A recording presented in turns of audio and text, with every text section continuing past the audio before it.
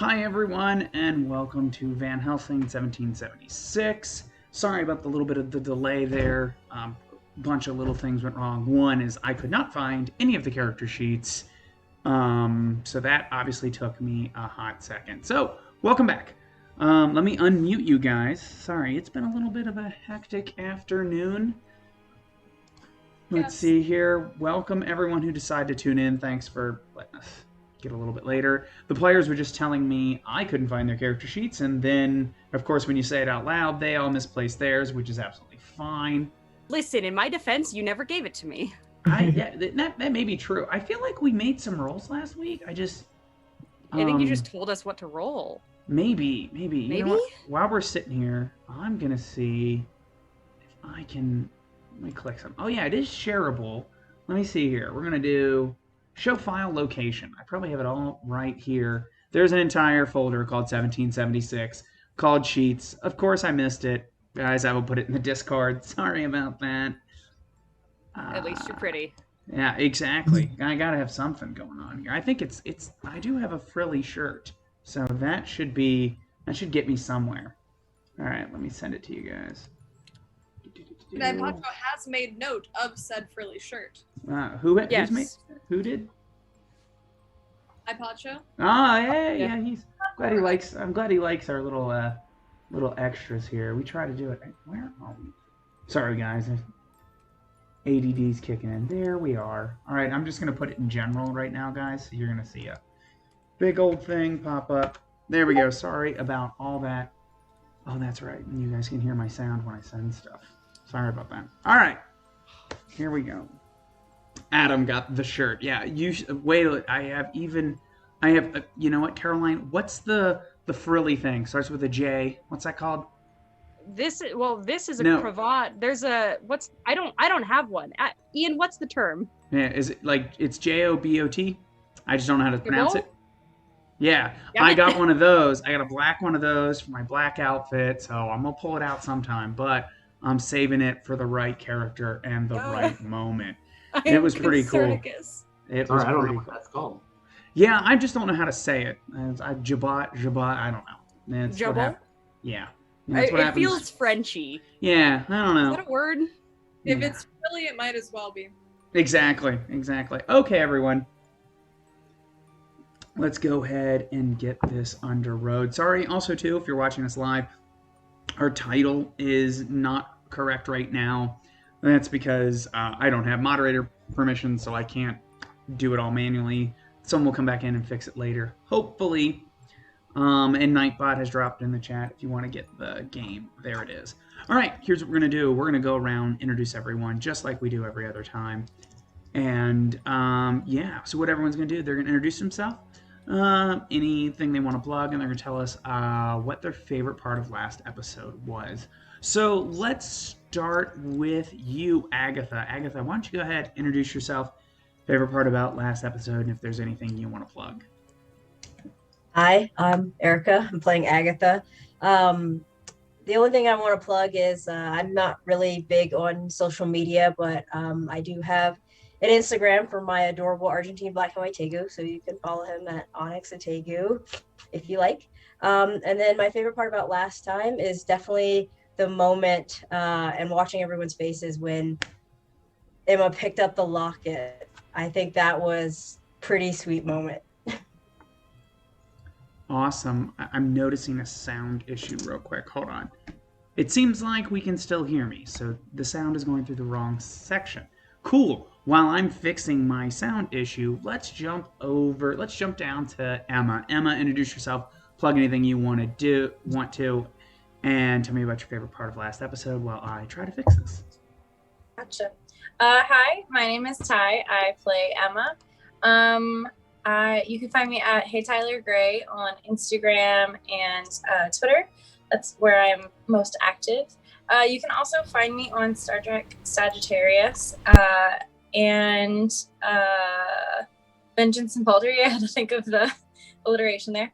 On Wednesdays and Thursdays, every other Wednesdays for Sagittarius, and every Thursday on TTRP Theater. I was also on Zoihander's Silver and Blood.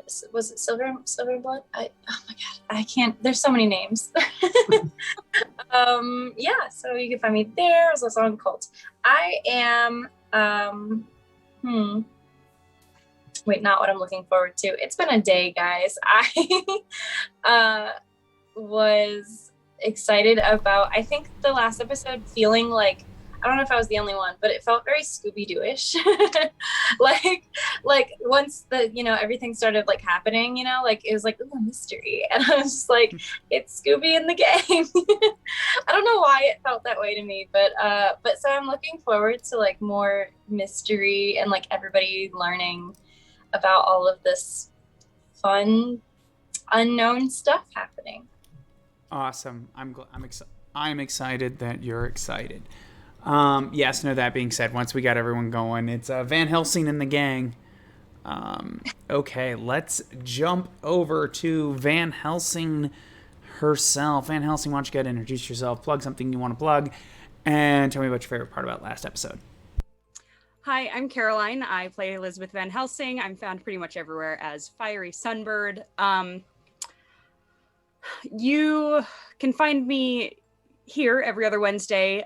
There are talks of guest starring in Star Trek Sagittarius. You can also find me in season 1 and 2 of Sinners and Saints on TTRP Theater. I played the dastardly Eve Keller. My favorite part about last game, honestly, was seeing everyone's reaction to the weird question that I asked. Did whatever attacked you possibly touch you, break the skin, scratch you? And everyone's just paused, turned to look at me. Why would you ask that? Loved it. I'm really looking forward to finding out how that locket got there. Unmasking the villain, so to speak. Gotcha. There you go. If this will follow Scooby format, my question though, who's Scooby-Doo? Am I Scooby-Doo, or am I like? You do have the neckerchief. Yeah, I think you No, might be Fred. You might be Fred. Oh, I'm Fred. Oh, at least I'm a himbo. That's all we can ask. All right, let's jump over to Josephine. Josephine, why don't you introduce yourself? Favorite part about last episode, and what we're looking forward to this episode. Hello, I'm Megan. You can find me pretty much most places at Starweaver. There may or may not be an underscore afterwards. Who could tell? You can find me every other Wednesday doing this, or on the alternating Wednesday, you can also find me playing Star Trek Sagittarius with the lovely Ty, Adam, and Ian as well, and maybe Caroline in the future. Favorite thing about last episode, I would say, is one, Mr. Bradley's just continuous moments of like, oh my gosh, Emma, what are you doing? And also the very last bit, which is still like causing me a little bit of anxiety, which is excellent anxiety, where Ty's last moments of the game where I grab the locket and I just run. And I'm like, what are you doing? And I'm excited to see what happens afterwards. Awesome. And last but certainly not least, Mr. Bradley, introduce yourself, plug anything you want to plug, and what was your favorite part about last episode? Okay, my name's Ian. I'm playing Mr. Bradley. I'm realizing I'm plugging pretty much the same things that everybody else did. I was part of the Silver and Blood cast, so if you get a chance, go back and watch that. I had a lot of fun being a totally weird wizard in that. And then you can catch me on alternate Wednesdays in Star Trek Sagittarius, where I'm the helmsman. I think my favorite part so far is sort of playing this character who's about the most normal human being that you could possibly put in normal, and was all getting ready to try to keep Emma's family out of the Revolutionary War, and now there's like a ghost or a monster, and it's just going to get real weird real quick and uncomfortable, and Mr. Bradley's going to be kind of running behind this wild gang of women trying to keep up, and I think one of my favorite parts last week was also when Van Helsing was asking about weird questions, and that was totally out of Mr. Bradley's element. He's like, "What?" So, Awesome. and I get to be another stand-in dad again. So there you go. I think that's eternally your role here. I'm eternally dad. Yeah. Don't worry, Dad. We'll get us a stepmom for you. We'll get us a stepmom. Don't worry. All right. So I had a great time last time, guys. I'm Adam, the Vampire Interpreter. You can find me as the Vampire Interpreter on Instagram. Tends to be where I post a lot of my gaming stuff. Every now and again, you'll see me on Twitter, but I have to remember to use Twitter. I'm kind of terrible at that one. So yeah, I have a bunch of streams. I'm not gonna go into them all. I'm on Star Trek. It's the only one I actually play in, so that's tons of fun. Had a great time with everyone last time. So if you find yourself free on the other Wednesday, come over and watch us on TTRP Theater. That being said, I think, let's go ahead and get to it, shall we? Yes. Before we start, Adam, you sent us the wrong link. I sent you the wrong link. I sent you that one's the link you sent is for Megan's sheet. Oh, okay. Not to the folder. I'll roll using those stats. Gotcha. But... Okay, well then let me fix that. I thought it was for the whole thing. Oh, You're okay. all Catholics now. Yeah, We're all Josephine in this game. It's going to be an interesting time. Yeah, hello. My name is it's Josephine Van Helsing. I'm Elizabeth's other sister. There you go. Copy link. Sorry about that, guys. Copy. Done. All right, there we go. Pasting. Sorry about that. Everybody had to rush home from work. I was working in 90-degree weather today. The anti-bug spray was dripping into my eyes. I had to come home and shower and all that. Eat, cook. So everyone had a little bit. So we're a little off a step here today, but that's okay. Let's go ahead and get back into it. So,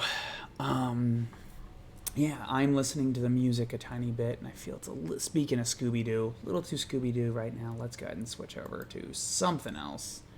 My other music. We love Scooby-Doo.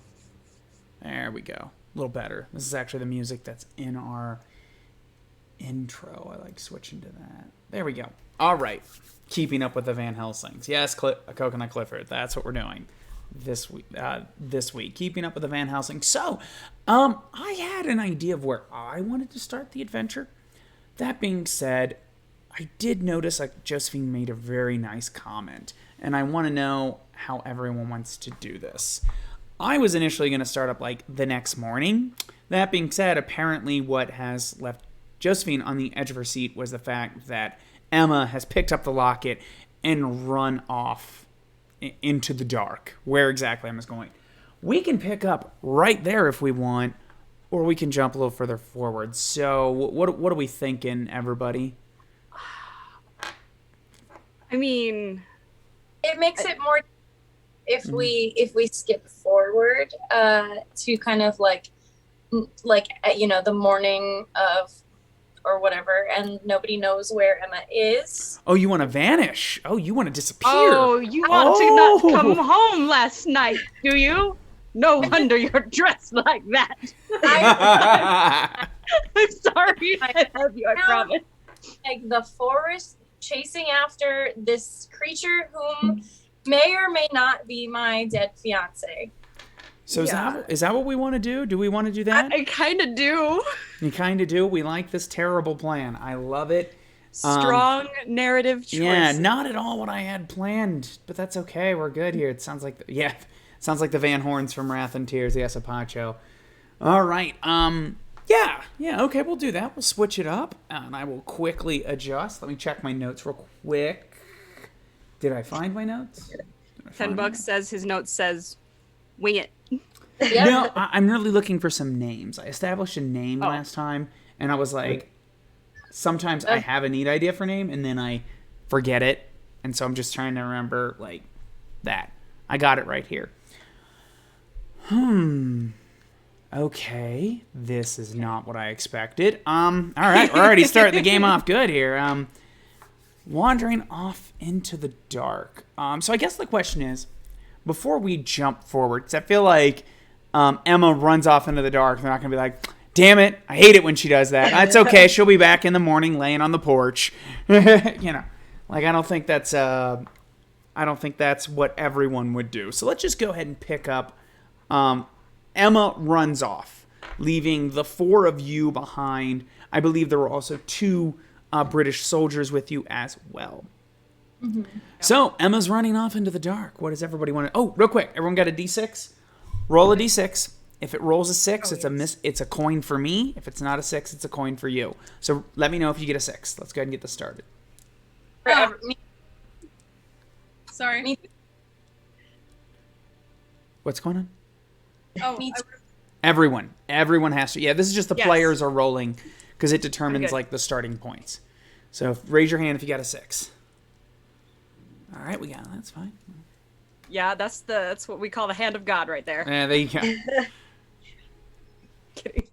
the spirit just moves through me. Got a spirit that'll move through you. Oh my! All right. So It's called. it's called the called Spear of Longinus. That's what I was thinking. Woo. Right, you're not helping. You're not I said helping. spirit, not spear. Yeah, that's fine. All right, we're done. We're done. I was trying to be funny here. We're all getting off track. So what that was for is the starting, to use the Zweihander terms, fortune or misfortune points, and Flames of Freedom, they're called coins. So you guys have 4 coins, and I have 1. So I will spend these for various things. When you spend a coin, you give it to me. When I spend a coin, I give it to you. So those are the fun things. I think you guys have, I don't think it's called determination anymore. It's actually called something else. But it's just like determination in Zweihander. That's something you guys only have 1 of. When you spend that, that's like to get out of dying. Like the monster's going to eat your face off. You're already slain and you're like, nah, I prefer not to die, Adam. So yes, toss a coin to your ST. Yes. O Valley of Plenty. Yes. All right. So Emma has run off into the night. What are we doing? Okay. And this was like seconds ago. This is like 10, 20 seconds ago. It's not like... Because I don't see your characters just standing there as Emma runs off into the dark. Not all of us were down there, like down on the ground with her. I remember Elizabeth and That's true. I think, was it Mr. Bradley were upstairs together, like looking out the window I think as we all see of her you run off, and were- we're like, Except for Agatha. Agatha was... Because Agatha, Agatha was and there. Emma went around to the side like 2 gal pals off to start some trouble. And then, the crazy darkened figure jumps out. We find the locket in the shards of the glass. And then Emma runs off into the night. So that being said, Agatha, I think you're the first person who could probably do anything. What do you think about doing? So I'll see Emma just sprinting off. Momentarily be shocked. See that she dropped her hat and pick it up and be like, Emma, you dropped your hat, and run off after her. Megan, you Do forgot you want your hat? All right. Megan. Yeah. I like how everyone's catching our Key and Peele references here. There you go. All right, there we go. Nice little piece of Americana there for you. All right, so you grab her hat. You start chasing her off into the darkness as well, leaving Mr. Bradley, Josephine, and Elizabeth watching from the second story through Emma's through Emma's shattered window. Next question, Emma. This is an important question for you. We can roll to see if trying to. You guys brought a candle/lantern. Are you taking your candle/lantern off into the dark? If I, I mean, I don't think I said I dropped it or anything. So You did not say anything. I just didn't know if you feel like your character would have left it behind. Yada yada. I was gonna let you determine what you thought. Yeah. No, I'm taking that with me. Not that stupid. All right. Okay. So then that means Mr. Bradley, Josephine, and Elizabeth, you'll be able to look out through the shattered window, and you will see a light moving off into the forest. We'll say. I think you guys live on a clearing. So towards the forest. what do the three of you do? Well, we have to go after her. We can't just let her run off into the woods. Oh, devil's bones. I suppose we'll need a couple of lanterns. I suppose those soldiers aren't going to let just a couple of women just run off into the dark. The two soldiers will look at each other like, yeah, totally, yeah, we'll come with you. But they obviously, wandering in the dark after chasing after some foul creature that just jumped out of a second-story window and it's still running. You two are so helpful. Anyway. Come on, then. Be brave.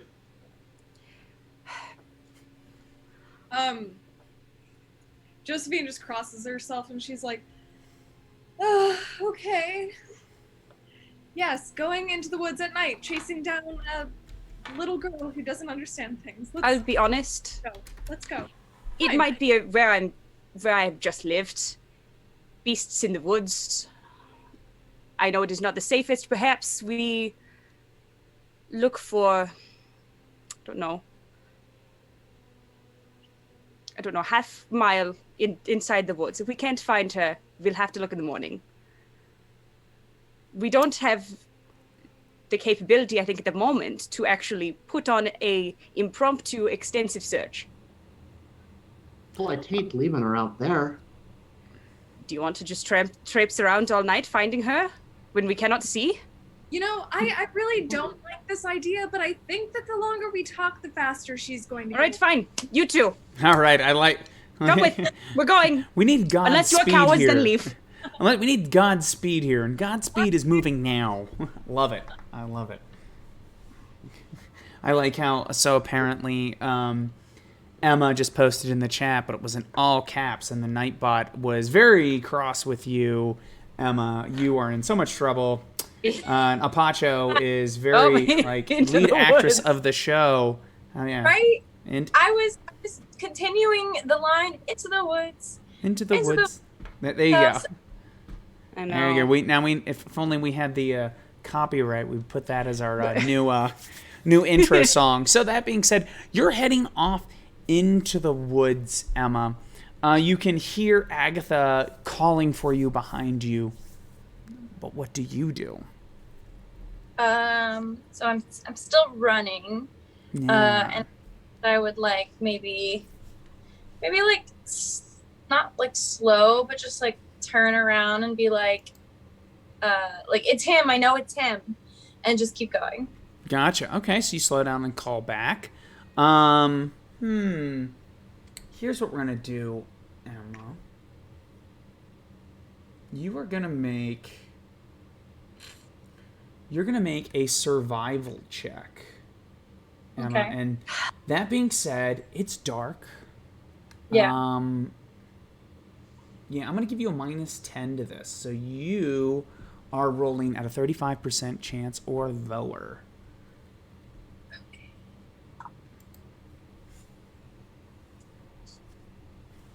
Got a 43. 43. Oh, that would have almost passed before. Okay, so you know your property well and where you live. But that being said, it's dark out. It's very hard and in your excitement, you're kind of losing track of where you are. You didn't critically fail, so luckily you're not going to end up in some bog or something like that. So, yes. All right, so you're going to get a little lost. So, Agatha, I want you to give me a survival check as well, also at a -10. Because we're going to see if you notice what's going on here. I'm also saying that, too, as I'm quickly coming up with, okay, you're going to get lost. What do you run into? Thanks. What do we get? 46. 46? Ooh, man, both of you were close to your normal stats. Okay, so you both are going to lose track of the figure that has run off into the dark. And I'm going to say, for dramatics sake, if this were a movie, there'd be a lot of cool dynamic cuts of you moving through a cornfield or something like that. Emma following this figure, doing the best you can to catch up with it. And then it would quickly cut over to Agatha, who's trying to follow you, but there's also, is that you or was that the shadowy figure? Everyone's getting lost. And then we will cut back to Mr. Bradley, Elizabeth, and Josephine as they are making their way down the steps, readying the lanterns, going, hurry, hurry, we have to find them. Luckily, you guys do have your lanterns, so it will be easier to find you guys than it will be to necessarily find your way back. So, given a moment, I will let the two of you, Agatha and Emma, kind of run into each other in the wild grasslands. I wouldn't even quite say that, but this clearing. It's not that there's probably starting to appear a few trees here. You're lost. You've lost the shadowy figure, but it's the two of you. So I'll let you guys role play for a hot second. Emma will be like out of breath and probably like hair, askew or whatever, if like she's running through foliage and whatnot. So she'll just kind of like hunch over a little bit and try to like catch her breath and hear like Agatha come up, I guess, behind her. Agatha And will she- come up. Oh, go ahead. You can finish. Go ahead. It's like clutching the locket. Agatha will come up and see kind of the lantern and follow it, and then run into Emma and see that she's out of breath. Running around in heels isn't the best idea. So she'll come up to her. She'll put her hat on her head and be like, "I thought I taught you better about running through the woods at night." She'll take a look at the locket and be like, "Is that his?" It is. I have mine. His was buried with him. Who else could have this? I know it sounds crazy, but it has to be him. The darkness can make our minds think of anything. There's got to be a logical explanation for this. Are you sure he was buried with it?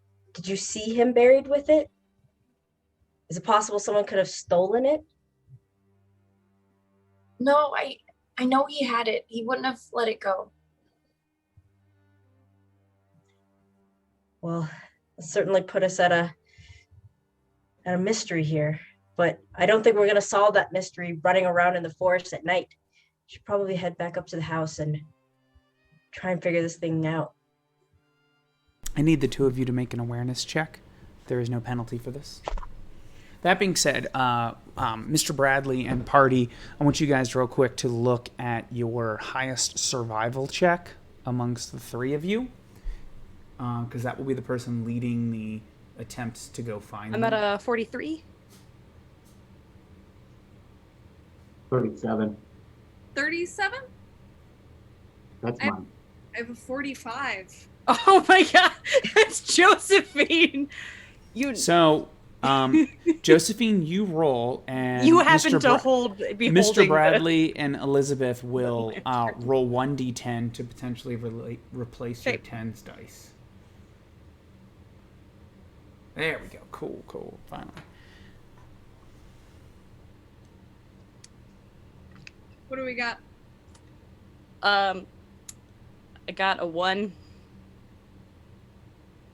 What do you got? No, sorry, I rolled a 10. I didn't roll a percentile, so that's a might not be helpful. Sorry. What about you, Ian? I got a 5. Okay. I got a 32.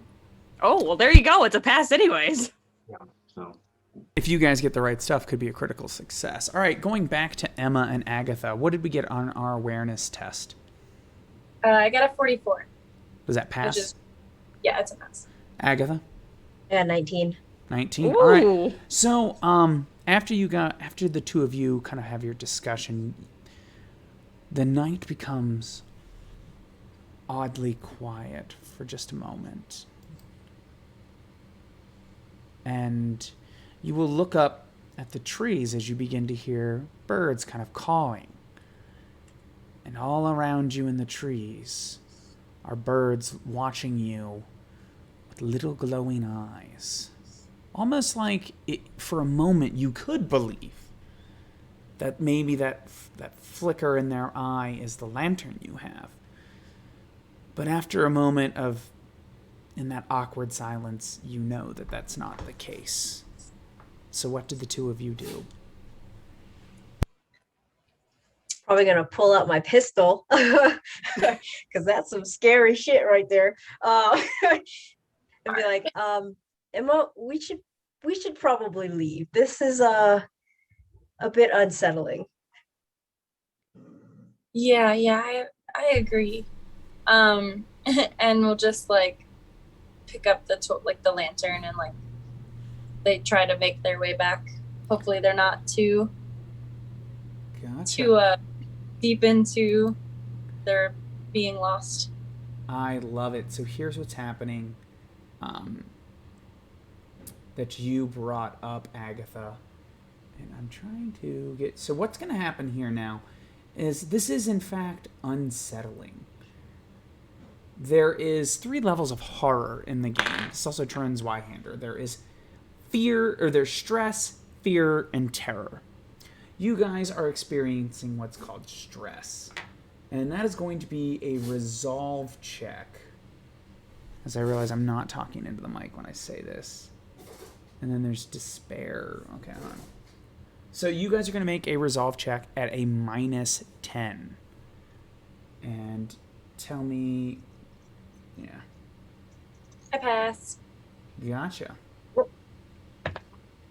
I did not. Oh. All right. So now, what happens because you failed? You were going to take 1d10 plus 1 points of peril. And we will compare that to your peril threshold, Agatha. So I'm going to go ahead and roll. I rolled a 10, so it's at 11. So we go ahead. So this is unsettling to you, Agatha. So we check your peril threshold. Your peril threshold currently is, wow. You drop down 2 steps on the peril condition track. So you go 1, 2. You are moderately impaired. You will ignore 1 skill rank to all of your rolls. So what that means is when you look at your character sheet, if you see that dot, you're going to take 10% off your roll. So right now that's it. So you are nervous to the point that you have a penalty to that. I'm going to go ahead and mark where we are. And is that for all skill checks or just the ones that she's trained in? It would be just the one she's trained in, because all it does after that, it's just your natural aptitude anyway. I see. So I will mark that. Oh, hold on here. I'm sorry, it was my Zoom. Could slow down. I was like, oh no, what's going on? Scare us like that. Yeah, no, really. We've been doing pretty well here. I'm checking the CPU usage. Everything's looking good, so we should still be good.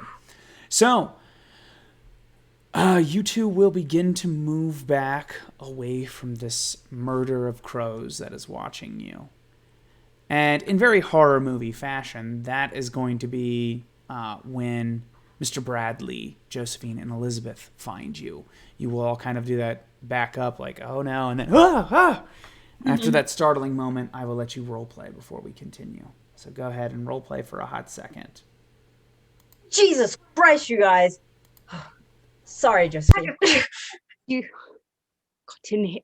You scared us. Can't be running off in the night like that. Don't blame me. I was following Emma. But let's all go back to the house. I don't know what monsters may be here in Europe. There are many things in the woods. We do not stray far at night. Let's go back. I don't want to see things that are dear but not dear. All right? Let's go. I agree. I don't care for all this mischief. Did you find what you were seeing at least, or looking for? No, I lost it. Maybe we'll find tracks in the morning. I guess. And she'll like how to wait. As you return to the house in the dead of night, the tiny eyes of the crows watch you for just a little bit longer, and then they seem to fly off. Are there many crows here?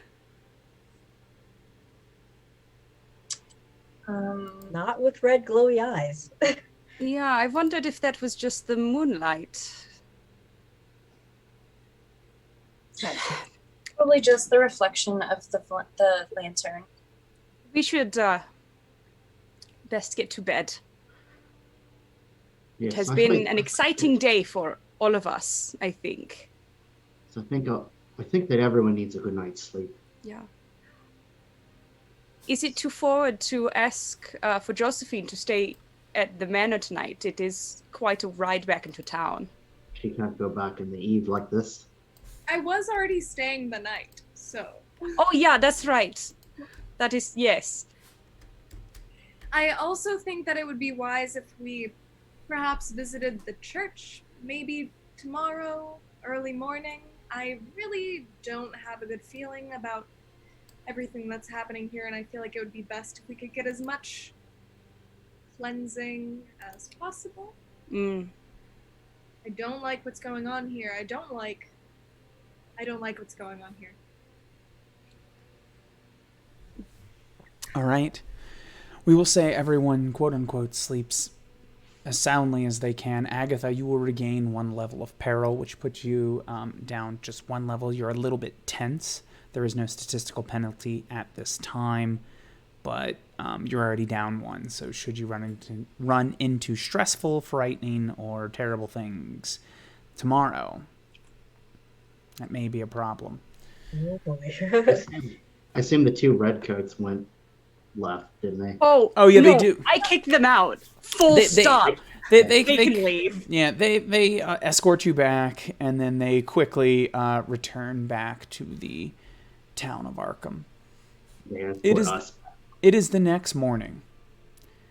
And you guys have a little bit of a mystery to solve. Breakfast is served by the various employed servants of the Westminster family. All of you are at the table. You have a mystery afoot. I'm going to go ahead and review some of the interesting things that...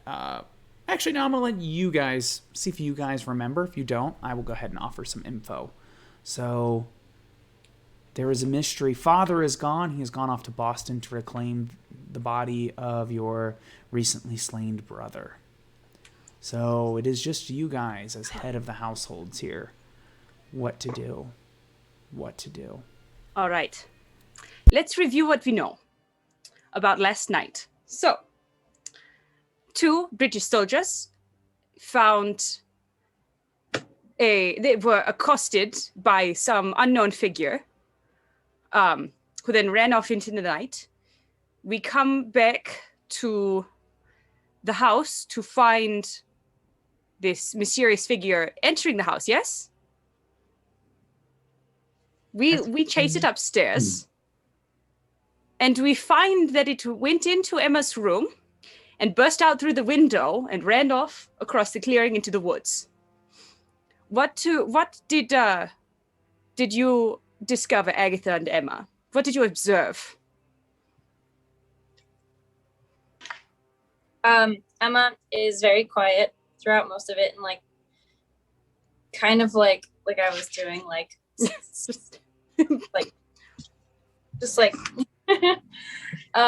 and then she will, 1 second, while I get, oh my god, I can, okay.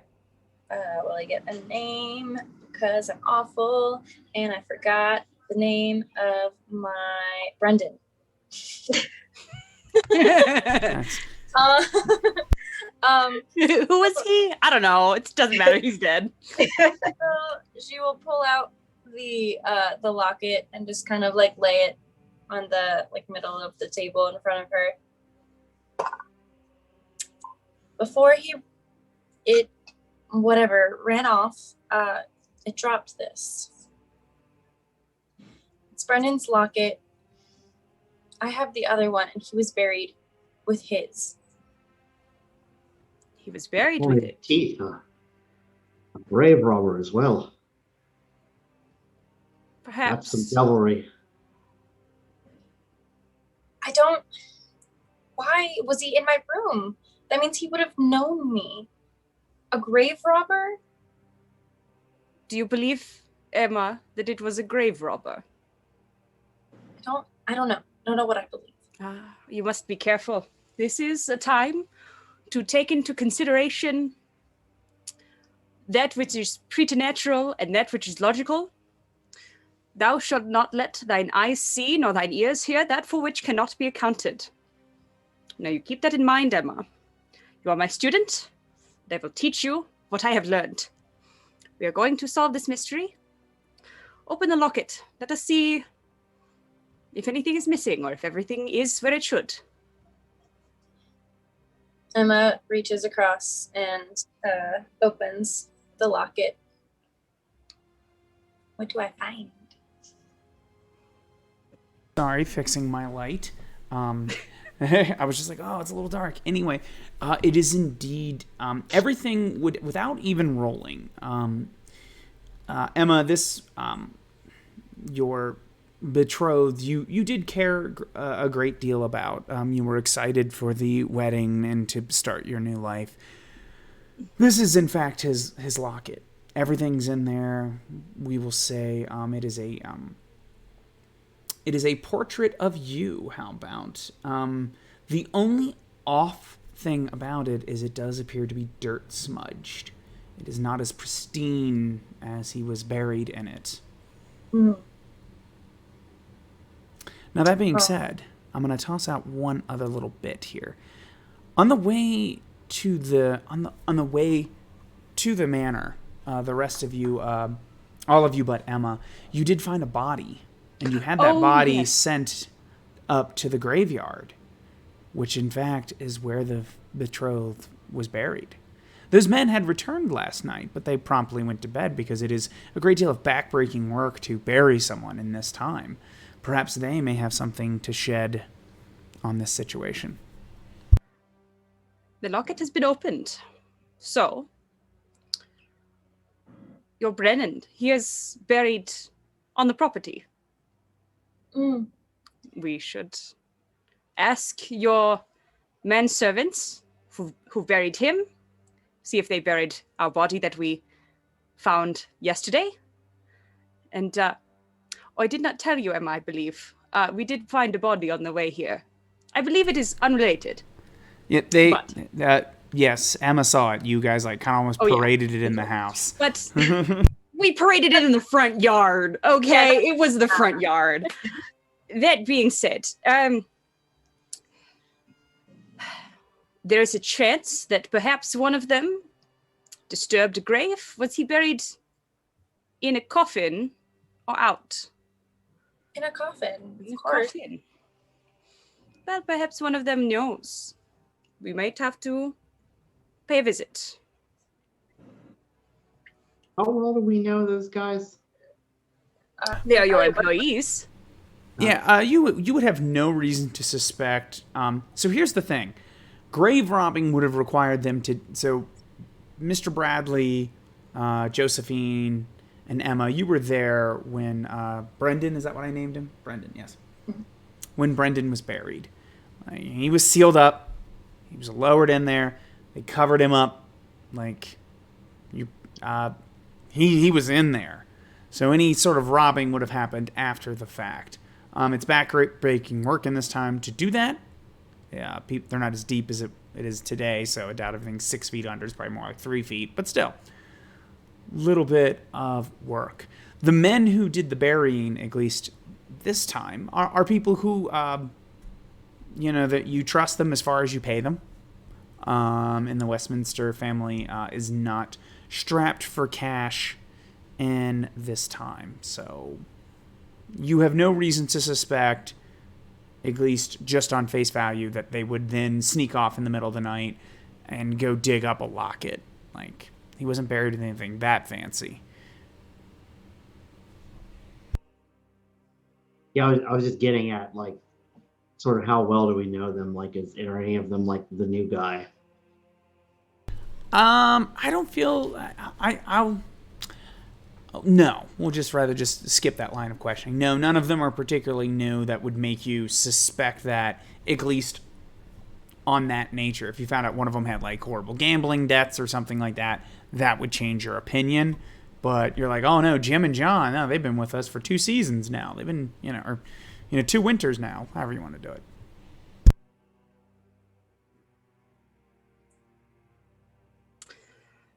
Well, we might have a look up at the graveyard to see if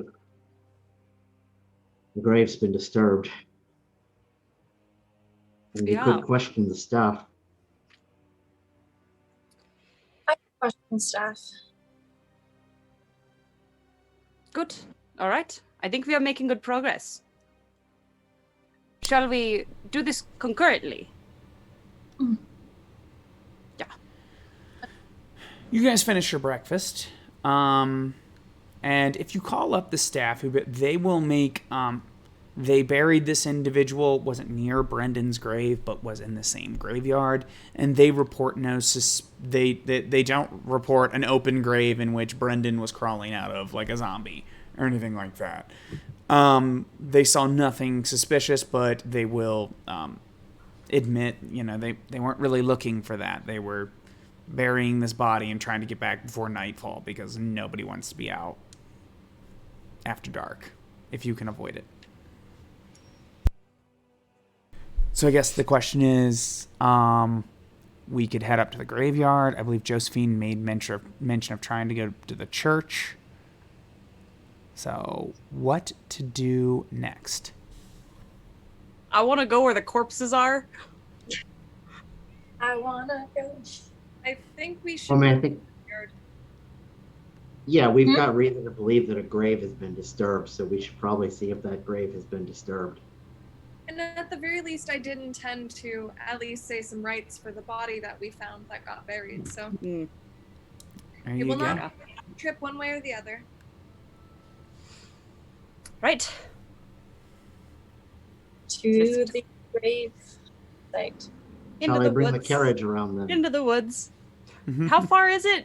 Do we need to take a trailer or a trailer? A carriage. Do we need to hook up that whole trailer? I mean, can't we just take the truck? But by horseback, it would be it's a quick trip. Yeah, let's But just it's take about a horses. 30-minute walk. Let's just but take the horses. We don't need the whole carriage. But we are, were we going to go to the church, like, after? Yeah, we can. Before or after, I'm just a little bit concerned about what I'm hearing. I think it makes slightly more sense to go to the graveyard first because it is on the property, and then we can go into town. Let's take the carriage then, because this is not my words, obviously, but it might seem a little unbefitting of a young lady to ride into town on horseback. Well, no, we're not riding into town on horseback. The Just up to church? the graveyard. No, we're going to the graveyard on your property first. We can take the carriage into town. Well, I was thinking because it is a little bit away from the house, on the property, but we just hit it on the way. Sounds good. We'll say you guys take the carriage. This little bit aside, they're like, well, what do we take first? It's good enough. You guys take transportation there. We'll say 2 of you are on horseback and the rest are on the carriage. You do Lives on horseback. yeah. Quick little jaunt out to the graveyard. The graveyard itself is very gothic and depressing, but the sun has just risen not too long ago, so it is, I would say, one of the few times a graveyard probably feels peaceful this day and age. The sun has just risen enough that there's dew. It's almost beautiful in its moment. You approach Brendan's grave, and with that, it does not immediately tore open. When you at first glance, it looks like there's nothing wrong with it. That being said, let's go ahead and make some rolls here. I think that's gonna be. Let me take a look. That's probably.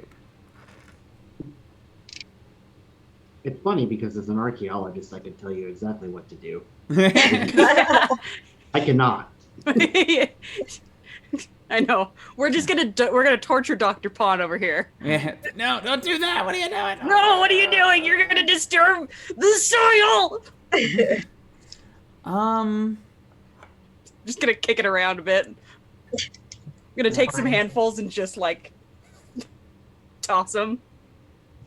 All right, all right, so what I'm going to need, let's find out the highest awareness check in the group. I see Agatha has 55. I'm at 43. I'm 50. I've got a good scrutinize, but... Oh, scrutinize? Oh, yeah, do scrutinize. Even better education. Scrutinize is actually what I mean. Scrutinize, yeah. So scrutinize, we got 53. I have a 55. Gotcha. All right. Sounds Not like good at. Megan's leading us here, or rather, excuse me, Josephine. Josephine's leading us here with what'd you say again? 55. 55. You're gonna go ahead and lead us. We're gonna go ahead and just have Elizabeth Van Helsing roll to assist, rather than having all these multiple rolls here. Okay. So. Roll. What'd you get? I got a 3. And that can take over. The It's tens the 10 place. spot. Yeah. So if you rolled a 63, you could now it's a 33. So. Okay. Yeah. So that's at least better. So I rolled a 96. So I can take yeah, so now it would be a 36. And that's that is. So that's a lot better. Yeah. We'll take it. Well, in this system, it's binary. It was that you were failing, now you succeed, and the only way that wasn't going to get any better for you. So there you go. All right. So between Professor Van Helsing and Josephine, you guys take a look over this. I'm not a professor yet. Yeah, there you go. I saw you there, Caroline. That was probably the nicest thing I ever said to you. Just like, oh, Adam, stop.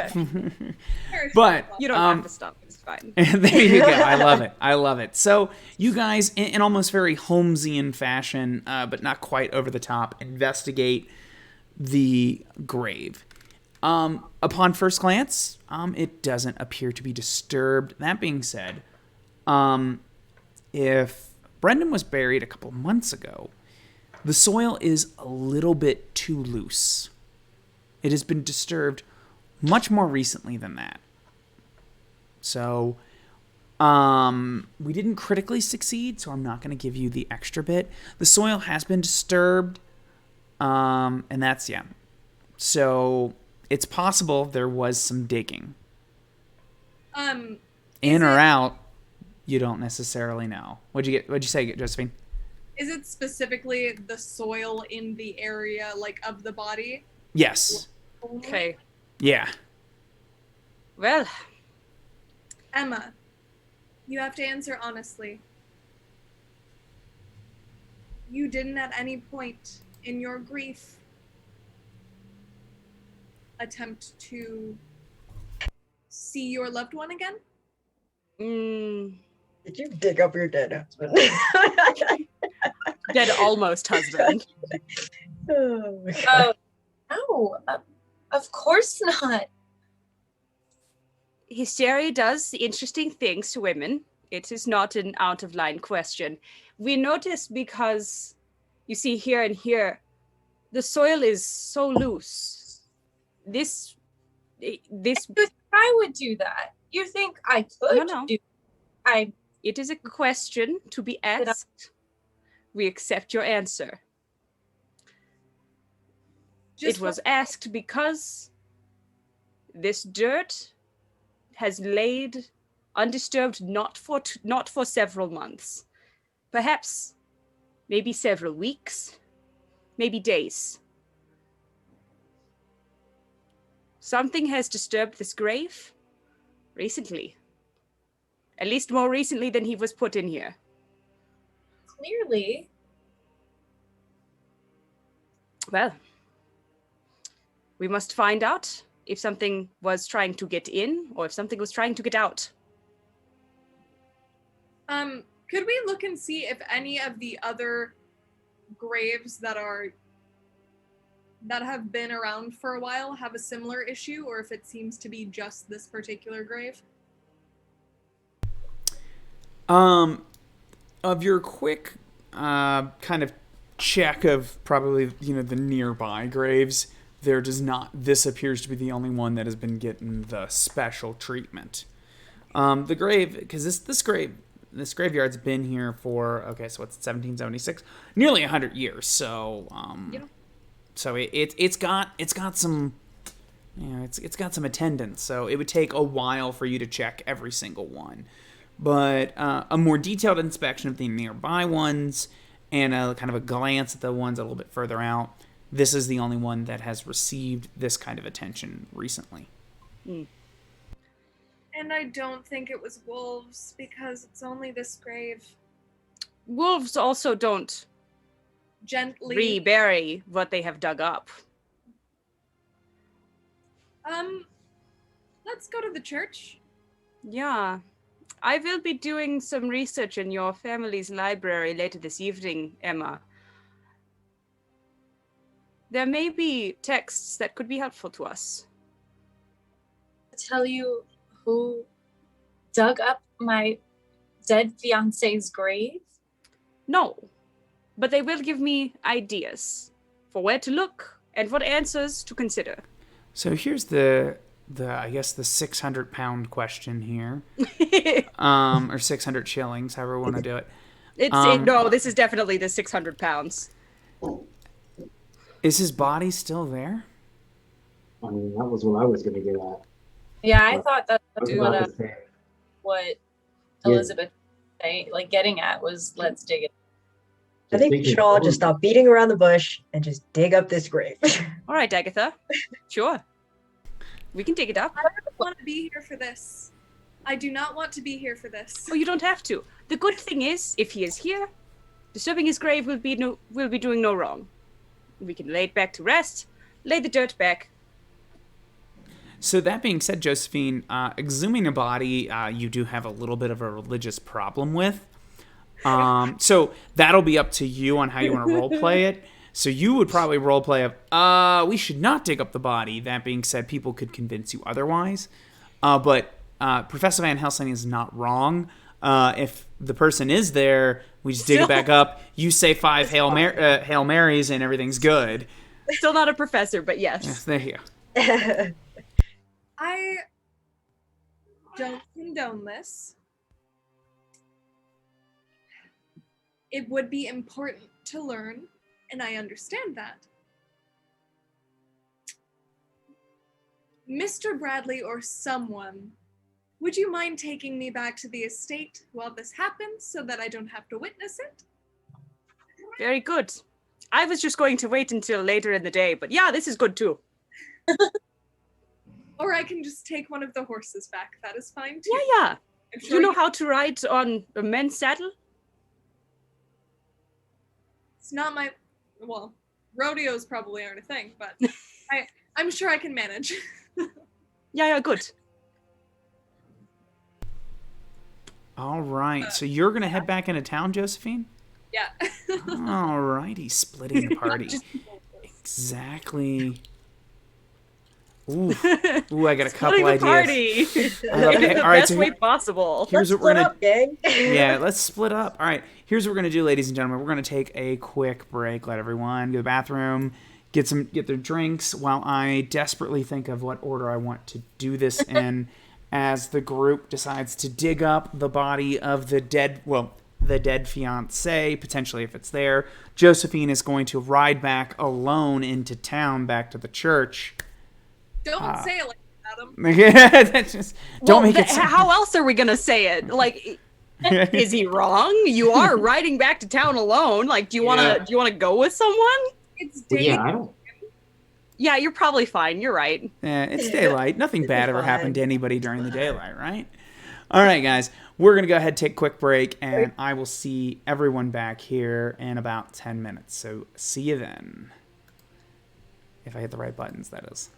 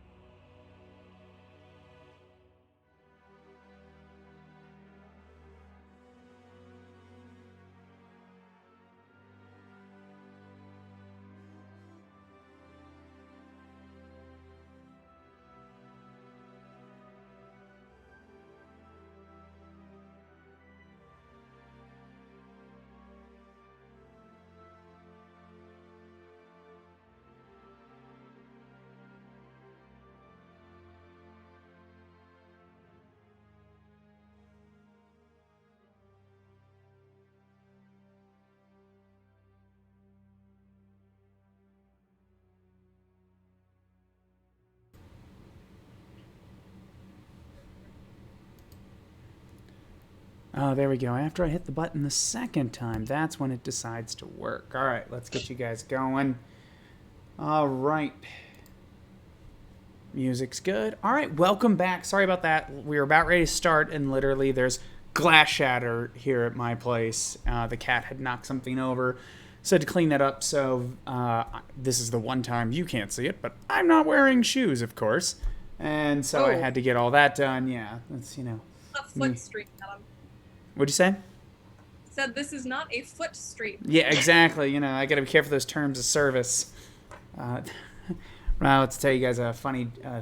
I had if you enjoy Vengeance in Valdery, our Sabbat show, tune in tomorrow because tomorrow is the big Sabbat party, and I had a cast member send me their outfit and say, "Is this too risky?" And we had to have a nice little meeting about whether or not it was okay. It's okay, but that's I'm looking like at you, Ty. that's I don't know it why, but incidentally I'm assuming you're was guilty. not. It was not Ty. Oh. Yeah.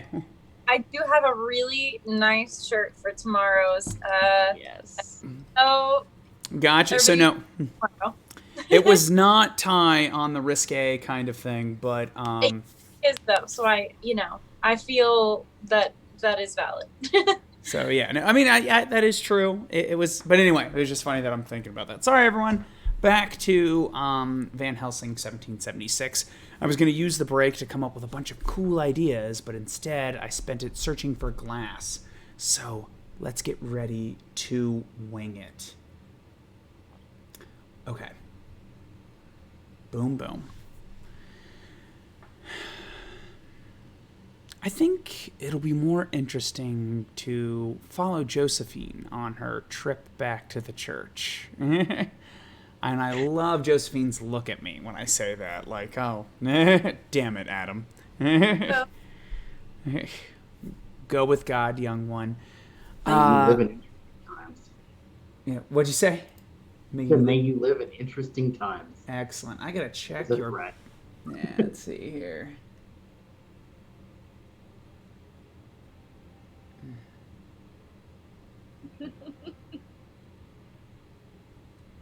Oh, there we go.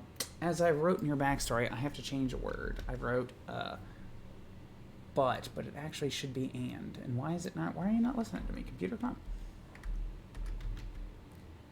on. All right. Let's get into your backstory, shall we, Josephine? Let's have some fun with that. You are returning to the church, not wanting to take direct part into this defiling of the grave. But the knowledge of it still kind of sticks on your conscience. I'm going to need you to make a resolve check. But you're going to make it at a -10, though, because conscience being what it is. That being said, I think you're actually pretty good at resolve, so... More or less. I think it's one of my hack skills. Yeah, no, I think you're pretty resolute. Yeah, wow. Ooh. I succeed. 41. You do indeed. You are a very resolute preacher's daughter. You come to a crossroads in the road. And for a moment, you find yourself dizzy and disoriented. We won't have to worry about inducing any stress or fear there. But you look as you cross the crossroad, to your right, there's someone's farm. Whose it is, it doesn't matter. But there's a scarecrow that sits upon the perch. And its head raises, and it looks at you. And what do you do?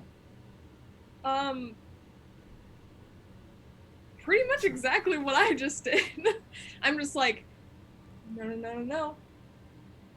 I don't know what you are, but I walk with God and I'm not afraid of you. Be gone, Satan.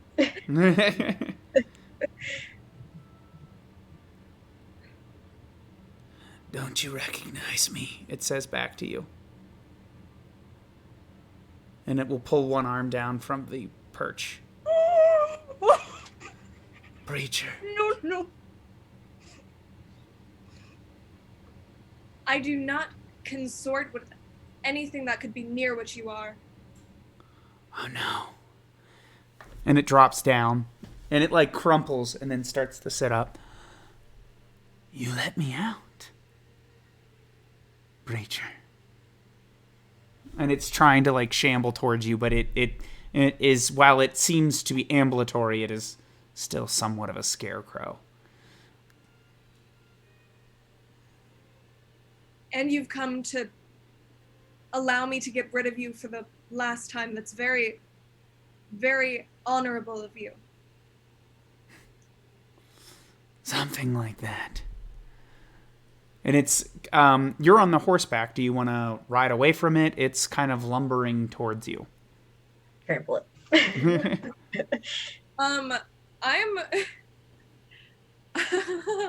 I'm just gonna thoughts and prayers this shit, and I'm gonna like on my rosary and just start praying.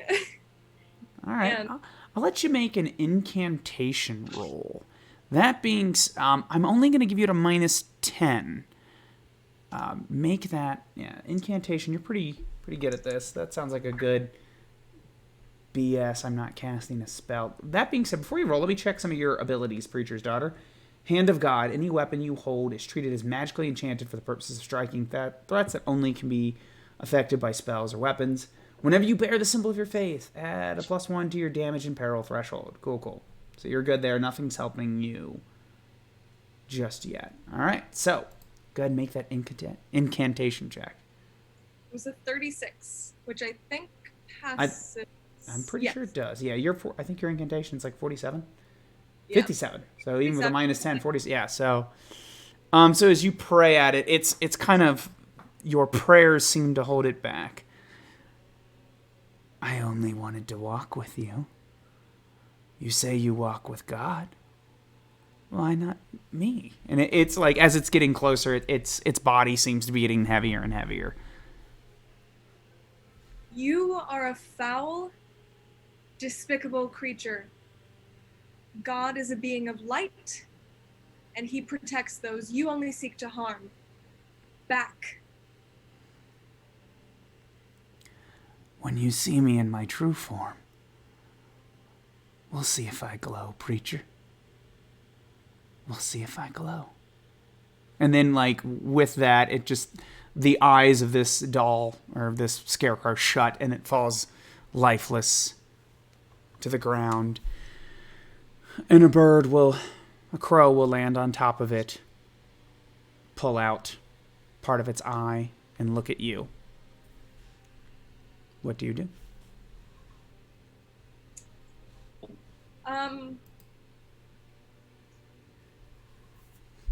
Gray Matter GM says you probably should burn the thing now. Oh man, if only I had a torch or a lantern. Yeah. You're fine. You're fine, Emma. He's just gonna take a second and just be deeply disturbed, and then continue trying to make her way back. And she's actually, she's going to just go straight to the church. Okay. She does not care about anything else right now. She needs to feel safe, so she's just riding straight to the church as fast as she can, like recklessly. You arrive at the church, and what do you do? I just walk right in, absolutely flustered, hair. You will walk in, and you bump into a man. I'm gonna try that. What'd you say? No. I'm trying to look a little bit more disheveled without my fancy jacket on here. So Someone mess up his hair. yeah, there you go, something like that. Just Yeah. reach over there and just Erica. rustle the hair. There we go. So you bump into someone. It's John Young. I'm sorry, preacher, he says, a little bit of whiskey on his breath. Are you okay? I'm fine. I'm fine. Yes. on here. We lost Ty for half a second. I'm just gonna. There we are. We're back. Okay, cool. Sorry, I don't know what happened. It's okay. You just You're you fine. have your. You didn't mess anything up. Yeah, you didn't mess anything up. You just your picture was up, which is a gorgeous picture. But I was like, we don't need to stare at that. Are you feeling well, John? Are you... Sleeping it off, preacher's daughter. That's all. Of course. Sure, you look like you had the life scared out of you. It's just hysteria, probably. I didn't sleep very well last night. A lot of that going around recently. Because of the war. Yeah, but it's gonna be harder for people to sleep tonight. The screams last night. Screams? Yeah. Something happened to poor old Jebediah last night. Something got him. They say took like the lungs right out of him. Whatever it was, a wolf. Some even say it's a ghost. Excuse me. I'm sure that's just all talk. It was probably just a wolf, but thank you for letting me know. I was out of town. Have there been many people here today? Have you noticed? There were a few earlier, but they're gone now. But between you and me, preacher's daughter, it ain't no wolf. It ain't no wolf. Yes. Would you excuse me? He holds the door open for you, but please, go right on ahead. Yes. Rest well. Maybe try and get some water, and then she'll walk in and kind of like smooth her hair out. And he will stumble off into the mid-morning. And we'll go ahead and jump over to our grave robbing companions. We're grave checking. We're not taking anything. It's not This is- grave Put it back. robbing. Ian, what do they call this? Research? Is that what they call it? Well, This is called an excavation. An excavation. There yeah. you go. Well, how The difference how old between does a the grave have to be robbing and before it's an excavation. excavation. Yeah. Yeah, because I think the closest term would be desecration, disturbance. We're not taking anything, so it's not a robbery. We'll put it Not back. like taking finger bones from a saint. Or Nothing like that, yeah. No, we're not that Catholic here. The second game, which I am robbing a grave. It's Okay. true. Yeah, there we Yeah. go. Grave robbers here. All right. So, I don't have, no one has to make a roll for this because it's digging a hole, and digging a hole is not hard. It just takes time. And everyone, I assume everyone is going to take part in the labor. That's what That's I true. thought. I figured. Yeah. I figured it was Yeah, going we're to be gonna- the three of us. Yeah, leave and Emma then back Emma there would like, all right, observe. hey, this is your betrothed. Get in here. Get a shovel. Come on. What are you doing? Get a shovel. It'll. You're muted. muted, Emma. You're talking, but you're muted. Hi. Ty. Emma. Ty, you're muted. Yeah. Emma, That's right. You're Emma this time. There you go. at the thought of digging up her betrothed, and she's like, she wants to figure out what's going on, but she's very upset, so she's torn. So she's probably just walking back and like pacing and like wringing her hands, just Still holding a shovel at some point, though. but like averting her eyes, like not looking at the grave at all. Elizabeth definitely would have at least offered a shovel. Like, well, get in here. He was your fiance. Like she just holds it and paces. Yeah, that's what I figured. All right, well, the three of us then. As you guys begin I to would take the shovel away from you, like, I won't be. as you make a little bit of progress in your It's appropriate. digging, it may take you a moment, but you start to notice that things have gotten quieter again. Emma stops. And the birds are watching.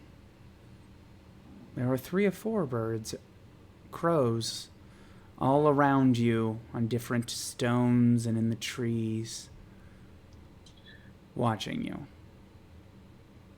I would like to shoo them away with the shovel. Shoot! Great.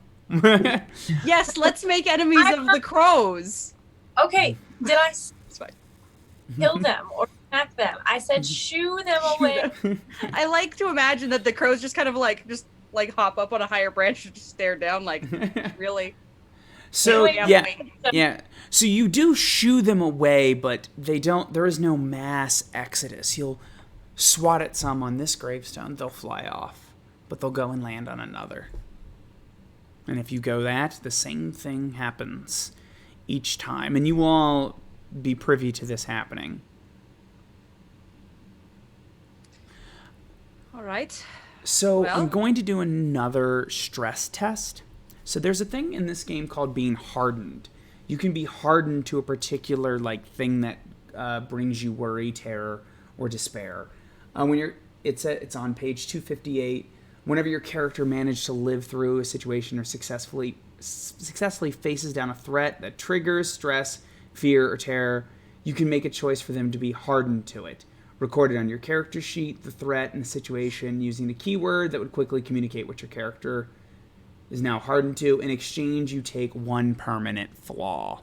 That being said, I'm thinking, I'm not sure if you want to do that over creepy crows, but just to keep everyone aware of the rules and how it will interact. So, Emma swatting at the murder of crows. Is anyone else doing anything? I'm digging until we hit a coffin. That's the word. I'm not stopping digging. Agatha, you doing anything? Agatha will just be kind of watching. This is the same crows from earlier, so they're unsettling to her. It seems these crows are very transfixed by what we're doing. Yes. All right. Well, Mr. Bradley, are you doing anything? I'd probably just be leaning on the shovel, taking a break as one helping. Like that I'm the only one who's just great, creepy crows. Well, I'm gonna keep digging. Let's keep Well, digging. yeah. 6 feet is a long way. So we'll say that I'm on the, Oh yeah. I dug for a while, then you dug for a while, Fair. All right. It's I'm just strange about these birds today. Give me a second. I'm waiting to get somewhere in the book. That being said, everyone is going to roll your initiative as the murder of crows begins. I thought you said we were gonna do a stress test. Oh yeah, do your stress test first. Thank you. What do Stress we test, roll everyone. for stress? I'm not finding It's it. resolve at a -10. Oh, that's right. Resolve. Yes. Well, I failed. All right, I ain't scared of I no failed. birds. I ain't scared of no birds. All right, so I hear that The fuck is my result? Oh, there it is. Emma has failed. So we're going to go to Emma here. Emma's going to take 10 points of peril. I got to check Emma's stats. I think of her last character. Gotcha. Peril for you, Emma. You will drop down 2 steps on the condition track, and that will take you to moderately imperiled. We will ignore 1 skill rank of your skills. Ian, what'd you get? Like a 28. So You passed. Good. Agatha. I got an 88. That is a Oh, critical no. failure. Ooh. Oh. Ooh. Birds are Okay. scary, yo. I'm gonna have to look that up. Can I? Listen, I bookmark wasn't this scared. I page? didn't think the Birds was a scary movie until I saw purple finches migrating. When you just look up and there's a million birds just covering the entire sky, and you go, "Oh, I get it now." I'm gonna be Van inside Helsing, what did you forever get? again. Van Helsing, what did you get? I got an 18. I passed. All right. So now here. I ain't scared Remember, of no birds. just someone remember 514 for me. 514. Yes, 514, just because that's where the Murder of Crows stats are, but I have to look up what happens when you critically fail. Erica, let me look it up, and you may want to spend one of your coins to re-roll. Yeah, sounds like it. Yeah, probably. Withstanding, it is... We got some, that's what they're there for. Critical failure. You suffer from despair. Despair. While the effects of horror follow your characters throughout the story, how they respond will vary. Whenever a character critically fails a resolve test to withstand horror or reaches incapacitated due to it, they suffer the usual consequences but must select one of the following despair responses, such as fawn, fight, hold on, I accidentally hit a button, or flight or freeze. Oh. I know those responses from therapy. Yeah. So I know what those are. you could spend a coin if you wanted to re-roll. Do you want to do that? Yeah, I'll probably do All that. right, go ahead. I'm gonna fight a bunch of crows. Yeah. It sounds like we're already gonna fight a bunch of crows. It's fine. I got a 56 this time. All right. Does that Still didn't pass? but Okay, so you were going to take a total of 9 points of peril, which will... Let me see here.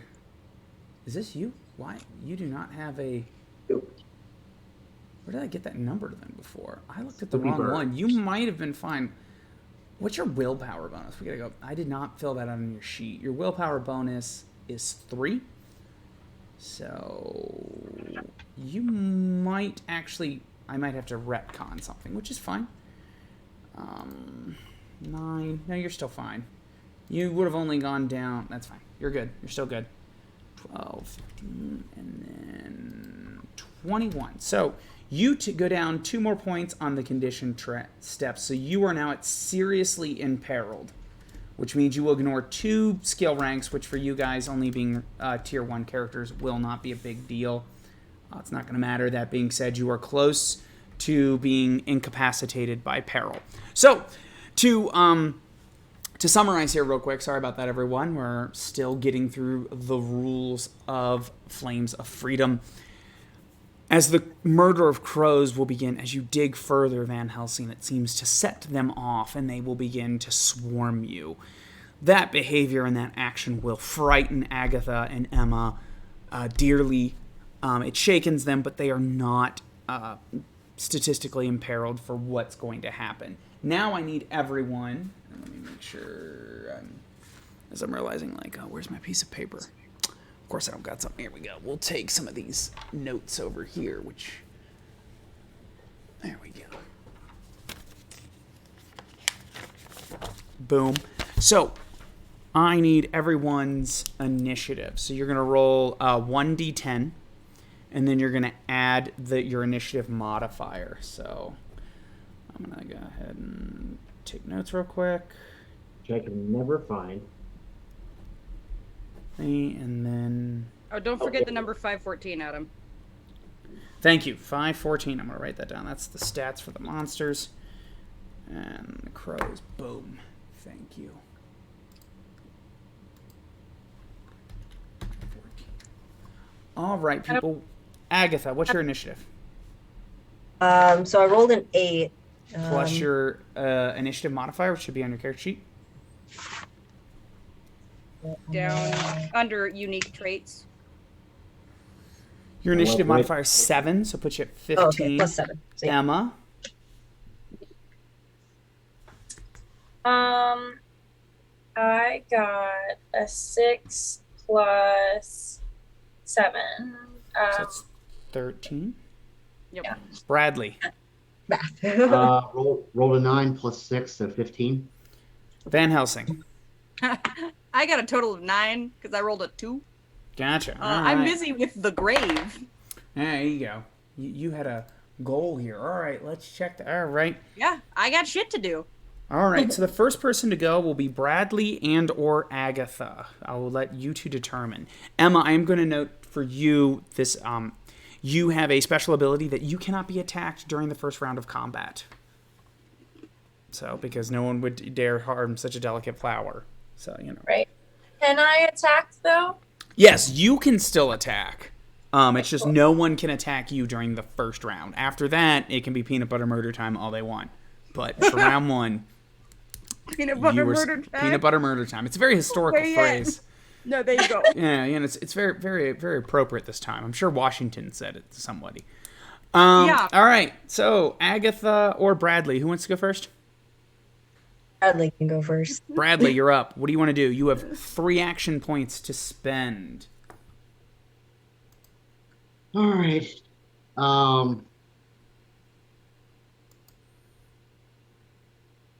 It seems silly to pull my pistol and shoot birds. That's what I'm gonna do. Yeah. All right, so you're going to pull out your weapon. I believe drawing a weapon is just... It is a... I'm going to say it's a... yeah, it's going to be a just 1 action point to draw your weapon. Okay. So do you want to shoot or take aim? No, we're just gonna shoot. All right, so you are going to make a range attack. You're going to make a combat test, and the foe can make it, but you have to make your combat test first. All right, this thing My has a martial. I guess it's my martial ranged. Yeah. yes, martial range. Yeah, I have the list of each of your weapons that should say your attack. Okay, so I rolled a 53, so just barely got it. All right. Oh, actually, I just read a particular thing here, so okay, that's fine. You were immune to this. Gotcha. No, I'm just checking my stats for this creature here. Nice. All right. Okay, we will spend. How many action points do we have? Do we have any special thing for that? No, we do not. All right, so we're going to go ahead and attempt to dodge getting shot. Now, so you're fighting a swarm, so it's going to count as 1 creature, but it's actually a bunch of different birds. Right. Yeah. So, 34, I believe, is going to be... There you go. I will dodge. So, you strike a couple of crows, but for the most part, it doesn't seem to do any damage. You have 1 more action point left. What would you like to do with it? You can save it for parry and dodge, or yeah, let's save it for a parry. I can maybe parry with the shovel. gotcha. All right, so gets to you, Agatha. Agatha, you have 3 action points. I have a quick question. Did we bring any lanterns or anything with us? I will have sure, just in case. Just in case, but it's the middle of the day. Gotcha. Because my plan was to kind of do an area attack and just toss the lantern at them and hope it just Oh my god. explodes. We're gonna set the graveyard on fire. You know what kills zombies? Fire. So I'm gonna like that. I wish this were zombies. Well, it looks like this graveyard's a loss. But, like, the American vampire panic doesn't happen for another 100 years, so who knows what this is gonna do. We're gonna count it as 1 action point. It is going to be a simple ranged attack for you, Agatha. Yeah, you know what? And then you just don't want to critically fail this because it's never fun to critically fail improvised explosive attacks. Everyone catches on fire. Yeah, it's just never good with that. I got a 44. 44, that is a critical success. They do not get to dodge. Okay, let me quickly make up explosion damage. So here's what's going to happen. We're going to say it does... the base damage of it is going to be your combat modifier, which is 4. And then you're going to roll... Ooh, I'm going to look up flaming. So hold on here. Let me look up flaming as an Impromptu holy hand grenade. Yes. 3, 1, 2, 5. 3, sir. 3.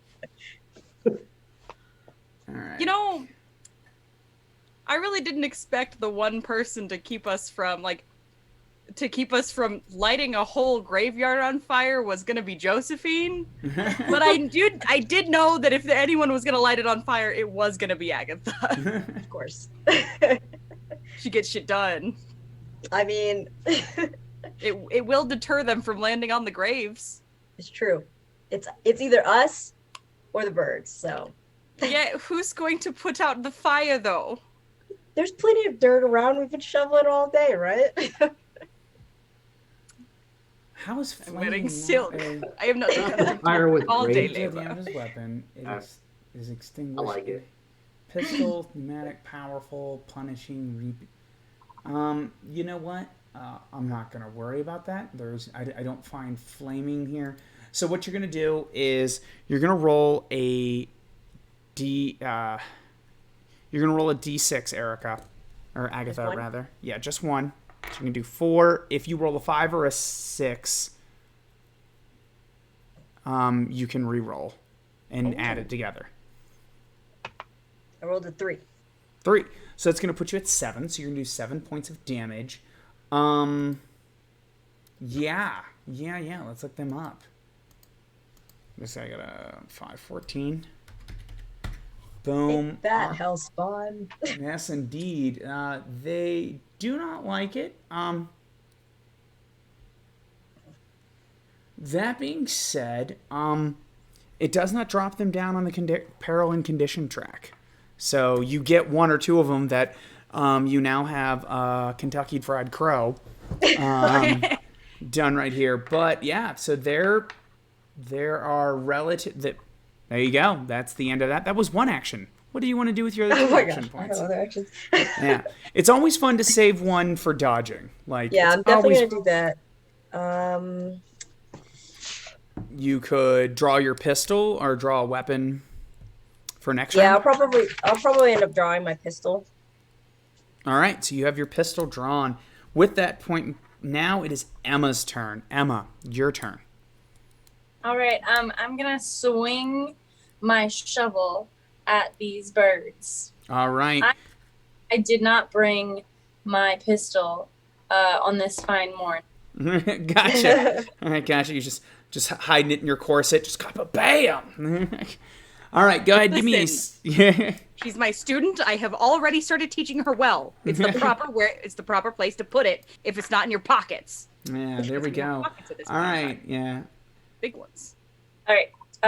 You're gonna do so that is a simple melee. Simple melee check. Yes. Cool. Dang, I got a 15. There you go. Ooh. That hits.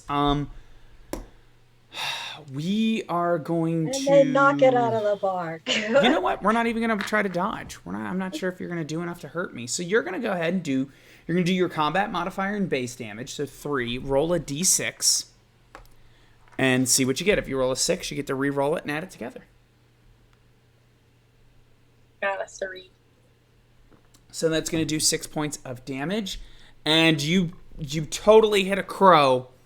But Nice. the crow just goes bunk, and that's it. It does not seem to be damage the swarm significantly. You have 2 more action points. Emma, what do you want to do? Can I hit it again? Or Absolutely. like at the crows again? Just Yes, you can. Good. Give me a swing. okay.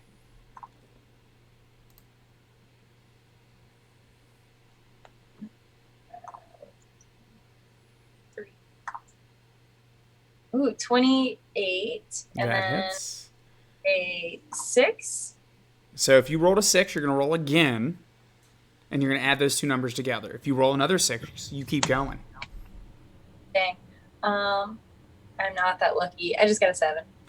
7 altogether. So 7, that puts you at 10, which may be enough to damage them. It is not. So they do not drop down on the peril or condition track. So you knock down another bird, but the swarm is still... By one guy. One. So that being said, you don't have to... You have 1 more action point. You don't have to save another action point to dodge because you cannot be attacked during the first round of combat. So what do you want to do with That's that true. last action point? You're very correct. I'm going to take another swing. 1 more swing. All right, good. Big money, big money. We're looking for low doubles. Low doubles.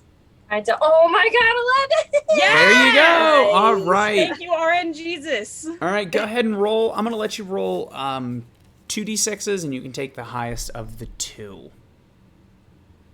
Like a stray wig hair somewhere. But well, oh my god. Well, I got a 2 and a 6. So you count the 6. Now get to re-roll that one. Oh, and a 1 again. Not enough. Still not enough. So you're killing individual birds, but the swarm still keeps coming. So that being said, it is the swarm's turn. Knocking birds out For me.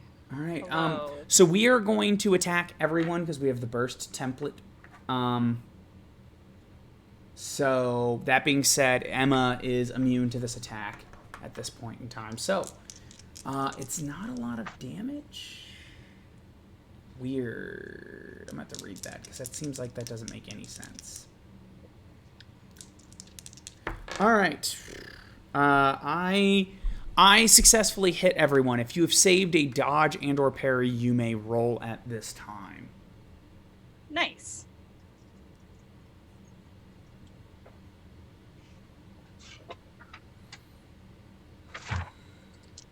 Oh, great. Well, I don't even know what I need to roll under, but I'm pretty sure a 94 doesn't beat it. Yeah, I think it's safe to say I am busy digging still. Gotcha. unbothered digging. Eh. Unbothered tending my fields. What is dodge under? Dodge is so dodge is an athletics check, I believe. Oh right. Well, so it doesn't matter. It would be I failed. yeah. Okay. Yeah.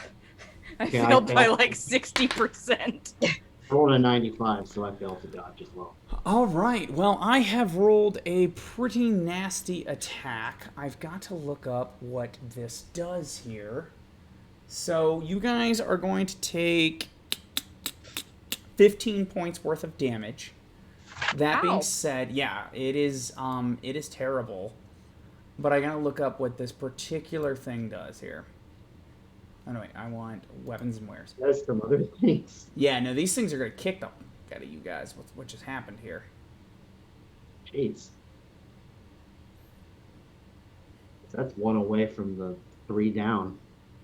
Yeah. For me, anyway. Pummeling. This weapon can only inflict moderately wounds and never causes bleeding. Oh, well, there's that at least. Yeah. So what happens here is Just gonna kick the shit out of us. everyone is going to check their everyone except for Emma and Josephine, because Josephine's not here. You're going to check your damage and condition track. So you're going to look for the damage threshold. Like I'm going to take a look at Van Helsing here, who's getting pecked to death over here. So 15 will drop you down 3 steps on the condition track, Yeah, which will I'm take seriously you to wounded. seriously. Or no, I'm but- moderately wounded. Yeah. So no, you are still seriously wounded. Like you can still get dropped. Oh, yeah. You just Yeah, don't have to seriously. roll for those injuries. Okay, that's So right, what that's you're right. going to do here is you're going to roll 1d6 Van Helsing. Okay. And if you get a 6, you suffer an injury. Nope. All right, cool. Now That we're was going to a jump 1. over to Agatha. Just going to as we're going to go down the list. Agatha, you will drop down 3 steps on the condition track as well. Roll a d6. Oh, I got a 6. You will suffer an injury. So we're going to look that up My here in leg. just 1 second. She's injured. And then we go to Mr. Bradley. So I think I need 16 to go down 3, so I think Yeah, I'm so you down. only get on 2. Oh, I'm in the wrong spot here. So That's still- now you still have to roll a d6 though. Okay, I rolled a 1, so I'm okay. Yeah, there we go. So that being said, I gotta look up the injuries here. All right, Agatha, roll a dice, a d100, and tell me what your result is as we get to the fact that you just got messed up. I mean, it's Yeah, not too 9. bad. 9? Oh, okay. You are going to be just fine here. Oh, okay. Whew. All right. So this is only a moderate injury. You rolled a 9. Blurred vision. You are bleeding, which we ignore because this damage this cannot do bleeding. Your character, until fully recuperated, reduce your damage and peril threshold by 1. So you are down 1 on it because you're blurred vision, and for some odd reason that seems to make less sense. But okay, -1, 2 damage. All right. So that was their action, and now I'm going to attack everyone again. Oh no, wait! I used 2 actions to dodge before, so never mind. I don't get to. Now, good. Now we get to go to Van Helsing. Van Helsing, it Yes. is your turn. Good. I have decided not to take the strong narrative decision to continue to dig because these crows have made an incorrect action to attack me. So first, I would like to try and hit them with my shovel. Okay. I'm holding that. So, roll. Okay. I succeed. All right. So you're going to roll a d6, add your combat modifier to the damage. So that is a 6 plus combat modifier. Fucking, where is it? God damn it. So you rolled a 6? No, I rolled a 4. So 7. Sorry. So 7. Okay, I see the damage. So just added to the where it says the damage for the the melee weapon. Yeah. Do you have a shovel as a weapon? No. Okay, so I was just looking at. I was looking for the combat skill, and I'm not finding it. it would be simple melee. Yeah. So. Yeah. So what you're looking for, your combat modifier is 3. So if you roll, so you did 7 points of damage, not enough to drop them down on the condition track. So you kill a bird, but the swarm is still at full strength. I'm going to go ahead and then reach into the shirt and pull out my pistol. All right. So you pull out your pistol. Kablam. So my question is, did you dodge last round? Or when you were attacked? Oh, yes, I did. So you draw your weapon, and that's it? Okay, then never mind. Then I'm not going to draw it. I'm just going to attack again with the shovel. Okay. I want to attack again, is the thing. I forgot that it was an action point to draw the weapon. Sounds good. So go ahead and roll again. One more time. Okay.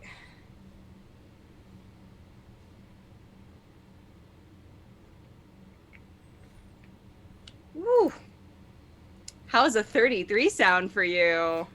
You can roll 2d6s this time and take the higher of the 2. All right.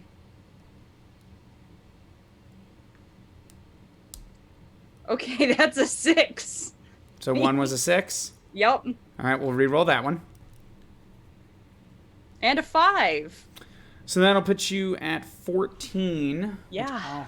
I know that'll drop it down 1 step. I was going to say it better drop it at least 1. Yeah, just 1.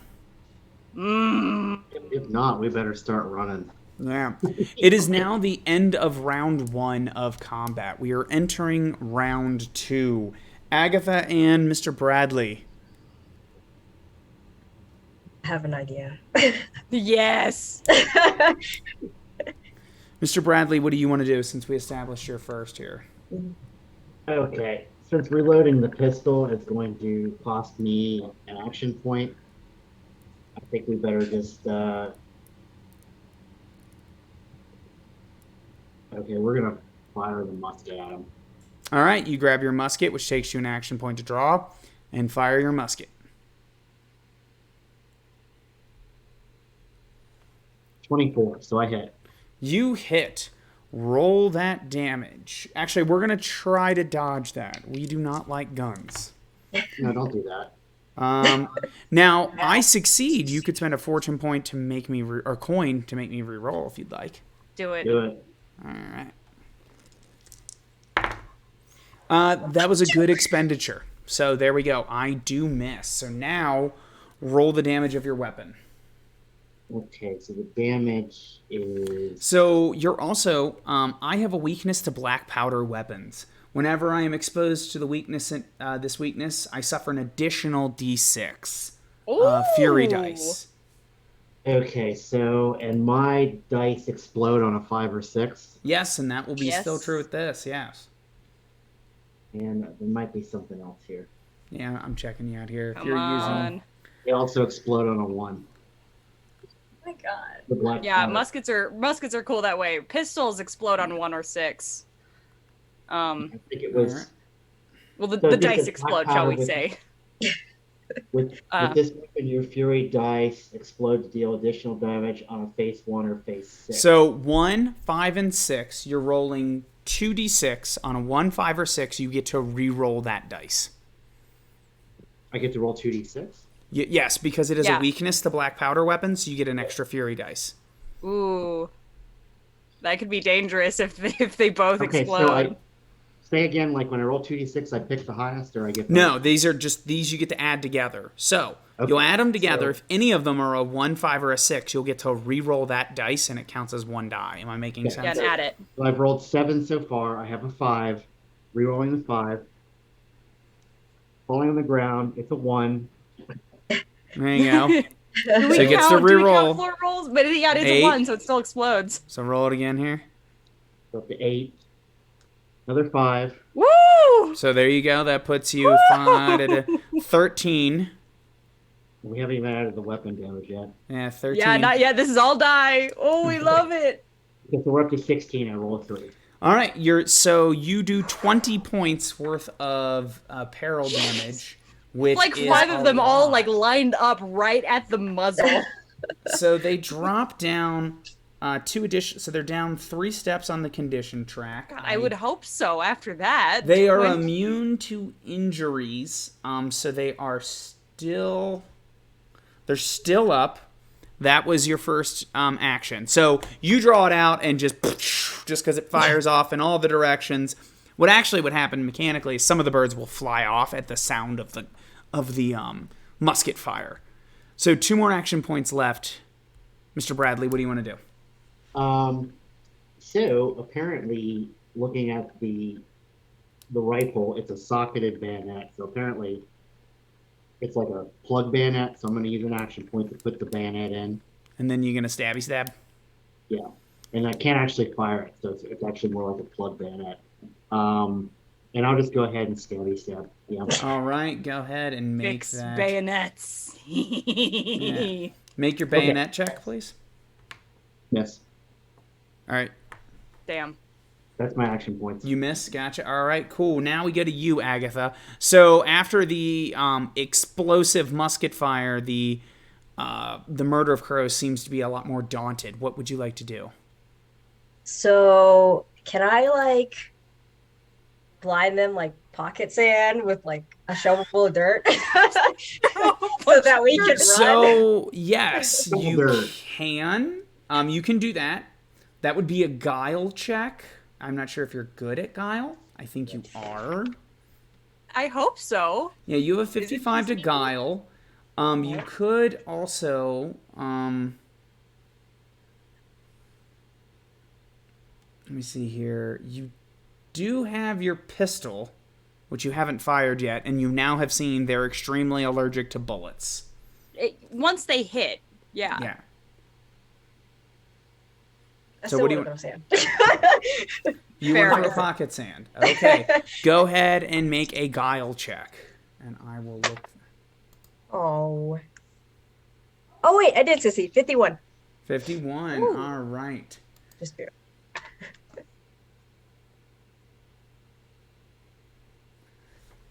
This is a.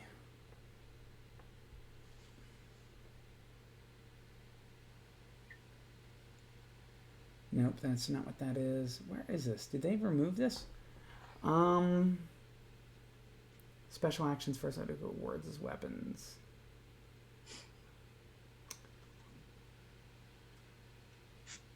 All right, I'm not. So in Zweihander, they've got pretty much pocket sand because I remember in one of our games, literally someone had something they could target is double the people equal to their like fellowship bonus, so they could just like yes, throw yes. sand. It could blind like 20 people. It was Yes. great.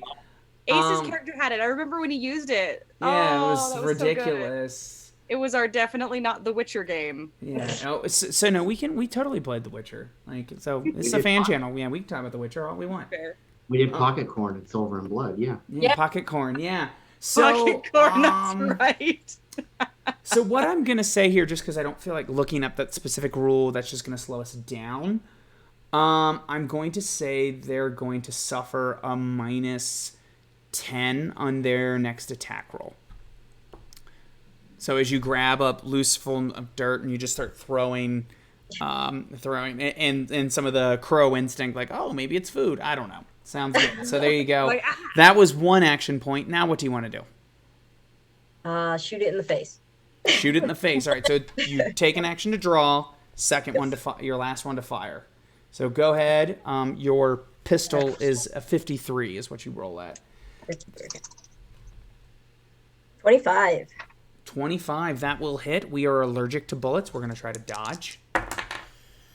Maybe. It literally got stuck in my frills. Like, what does the dice say? That being said, we did fail to dodge. So go ahead. So you're going to roll 2d6. Okay. Agatha, and on a 1 or a 6, you get to re-roll and count it. Okay. So I got a 3 and a 1. So you're going to re-roll that Roll 1, so one. you're at 4. Yeah. And if it's a 1 or a 6, you'll get to re-roll it. I got a 6. So there you go. Yes. So that puts you at 10. So re-roll it. Another 6. Right. Put you at 16. Oh, it fell. Guns are dangerous. Guys, That's a 1. guns are dangerous in this game. So you can stop right now. You've dropped them down another 3 steps on the condition track, minimum at this point in time. And there's only like 5 steps, I think, on the condition track. So as a last bit of musket fire fires off, and the swarm disperses. Get out of here, birds. You say that as also, too, you have been...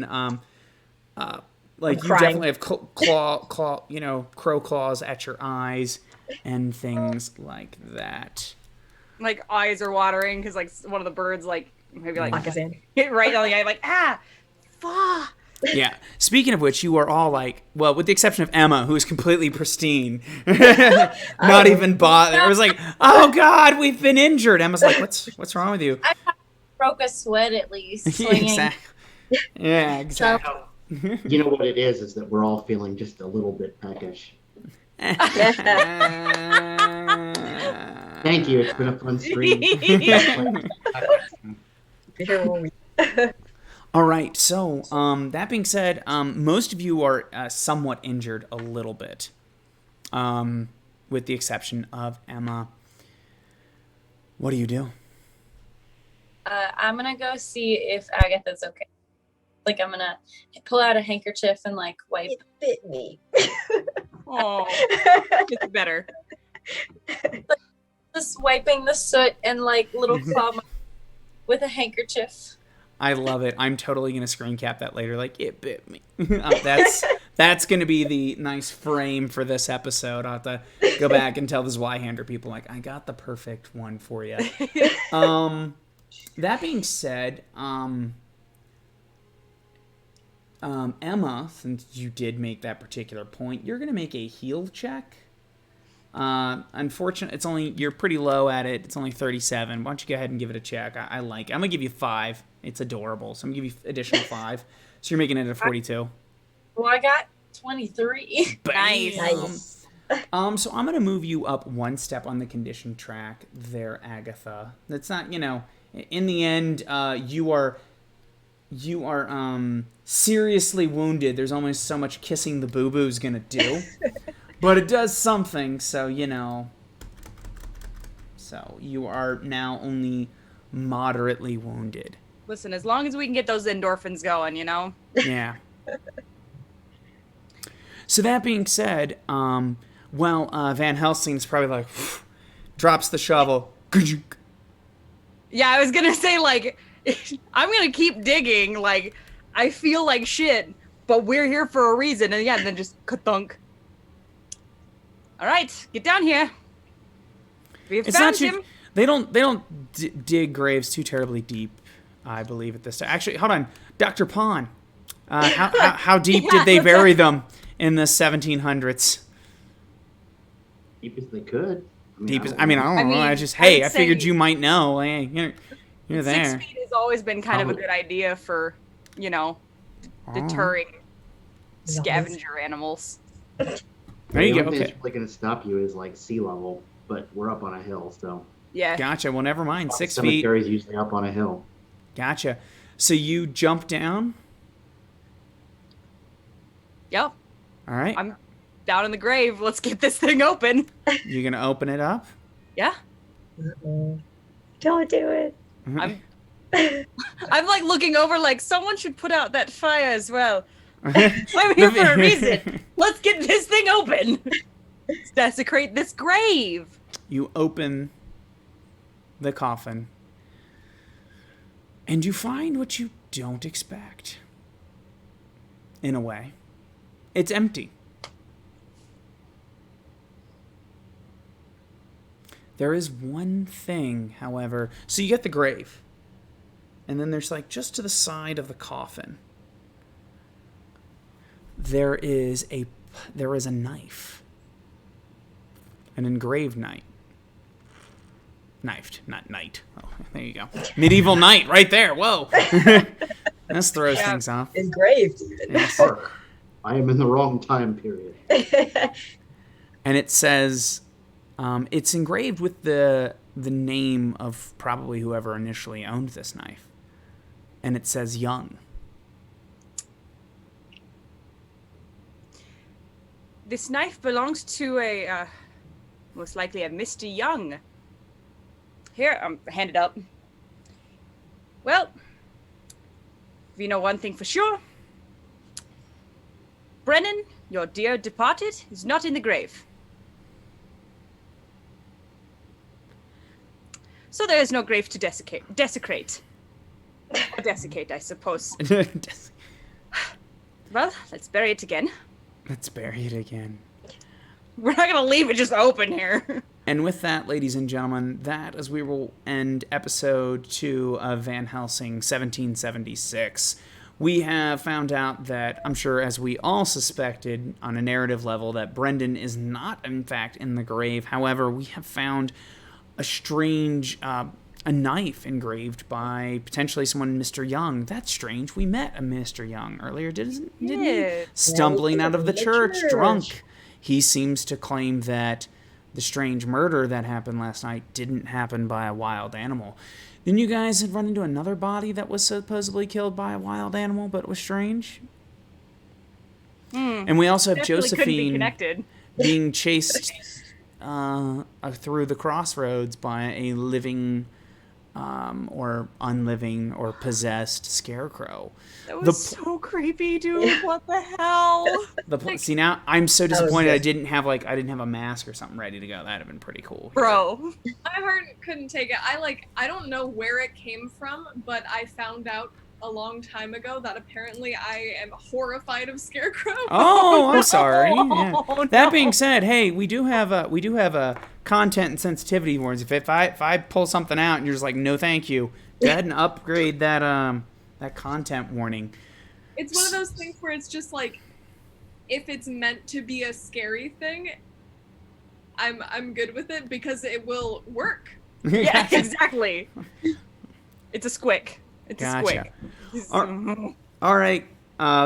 Thank you, ladies and gentlemen, for watching us here tonight. I'm gonna go ahead in the chat. There's not a great many of us, but I'm gonna drop in the vampire thing here. So I have started my own Patreon, kind of actually at the behest of Grim and Perilous. As you can see, not all of us had these kind of outfits just laying around. Incidentally, I work in a school and a teacher just gave this to me, but not everyone has that. Ty is pretty much every show looking different hair, different time. It's not because Ty has literally that kind of different hair. Ty purchases wigs. We got a tricord for Agatha. And so everyone spends a little bit. Now we're all costume role players and LARPers. We'll find a reason to use this again. But it would be really awesome if I could toss these guys a couple bucks for their time and things like that. So you can go ahead, hop on the Patreon. There's like 3 tiers. I don't have anyone currently supporting me, and if no one ever does, no big deal. We're having a good time here playing a game for us that you happen to watch, and because you're watching, we tend to make a little bit stronger narrative decisions and dress up a little bit. This is not how we look like every day at work. Thank God, I guess. I don't know. We don't thank him. Yeah, We so thank ourselves. so that would be a simple way you can support us. If you're watching this here on Twitch, why don't you go ahead and follow? Cost you nothing. If you're watching on YouTube, like and subscribe. Cost you nothing. Great ways to support us. Another thing you could do that costs you a little bit of money, follow the Patreon. You could subscribe to this channel. If you got Prime Gaming, you get to do it for, I think you get one free. So if you got one sitting around, tossing it over here is always good. You can also pick up Grim and Perilous's, or I guess it's Andrew McNeil, but through Grim and Perilous. Their RPG books, Zweihander is amazing. Main Gauch is a great companion to that. You can't get it yet, but I believe you can do pre-orders of Flames of Freedom starting, I think, now. And it should be coming out in the next couple of months. It's tons of fun. There's very rarely games set in this time period. Tons of fun. So I hope everyone had a good time, and we will see you in 2 weeks. You sad that you're not going to have anything to do next Wednesday? Why don't you jump over to TTRP Theater and watch pretty much most of us do Star Trek Sagittarius. You'll get to see me play. That's a rare one.